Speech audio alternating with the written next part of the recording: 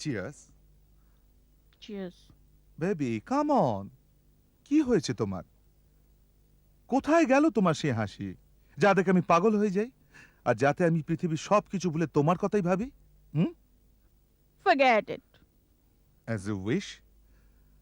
দেখো সিনা, আমাকে বলো তোমার কি হয়েছে, না হলে এভাবে মুখ হাঁড়ি করে বসে থেকে কি লাভ?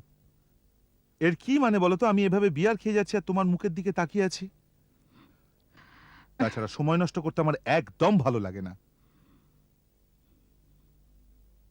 তবে ঠিক আছে, তুমি যদি এই চাও, আমিও অন্য কাজ করছি। হয়তো আমাকে এভাবে চুপ করে বসে থাকতে দেখলে ভালো লাগবে।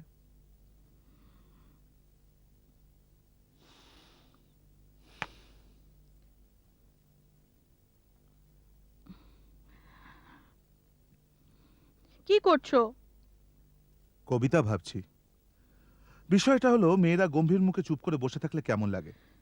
তোমার তো এ নিয়ে কোনো চিন্তাই নেই যে আমার মনের ভেতরটাতে কি হচ্ছে, আমি বসে কি ভাবছি। চিন্তা তখনই হবে যখন আমাকে খুলে বলবে যে কি ভাবছো আর কেনই বা ভাবছো। তুমি চুপ করে বসে থাকলে আমি বা কি করতে পারি? আমার সঙ্গে তারার আজ ভীষণ ঝগড়া হয়েছে। সে তো হতোই, আজ না হয় কাল তো হতোই।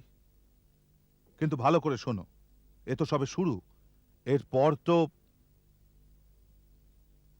ঝগড়া কে শুরু করলো? কে জানে, ও শুরু করলো না আমি। ও আমাকে বলছিল তোমার সঙ্গে সময় কাটাবার বদলে আমার অফিসে যাওয়া উচিত, ব্যাস। আর এই কথাটা আমার ভালো লাগেনি। তা তুমি কি বললে? আমি ওকে বলে দিয়েছি তুই নিজের চরকায় তেল দে, আমার যা ইচ্ছে করব। ঠিক করেছো। ও তোমাকে বলার কে যে তুমি এটা করো না ওটা করো না?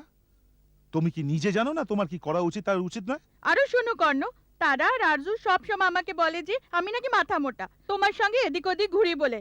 আর তুমি খুব স্বার্থপর, তুমি কাউকে কি ভালোবাসবে, আমাকে ছেড়ে চলে যাবে, ব্যাস। সবসময় এই সব আমার আর একদম ভালো লাগে না।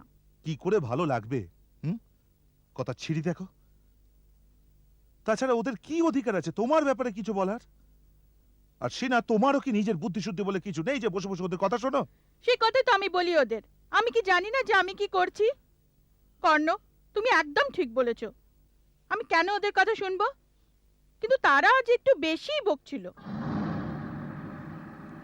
আচ্ছা, তারা নিজেকে বেশি বুদ্ধিমতী মনে করছে। তারা তোমাকে হিংসে করে, কারণ ও জানে কর্ণ কত ইন্টেলিজেন্ট। আর তুমি যে সেই কর্ণের বান্ধবী সেটাও সহ্য করতে পারছে না।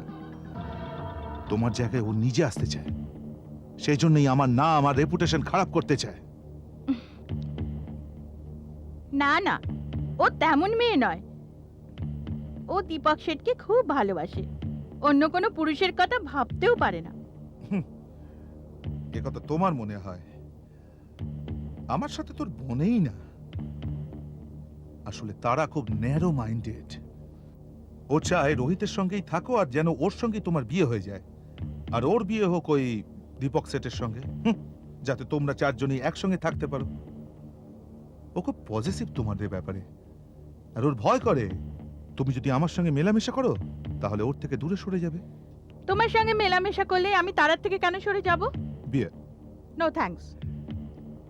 এই কারণে যে তুমি যত আমার সঙ্গে মিশবে ততই তোমার উপর আমার চিন্তাধারার প্রভাব পড়তে থাকবে, আর যত বেশি প্রভাব পড়বে ততই তুমি স্মার্ট আর ইন্ডিপেন্ডেন্ট হয়ে যাবে। আর তুমি যত স্মার্ট আর ইন্ডিপেন্ডেন্ট হয়ে যাবে ততই তোমাদের মধ্যে দূরত্ব বাড়তে থাকবে। কিন্তু কেন? কারণ তারা হলো বোকা।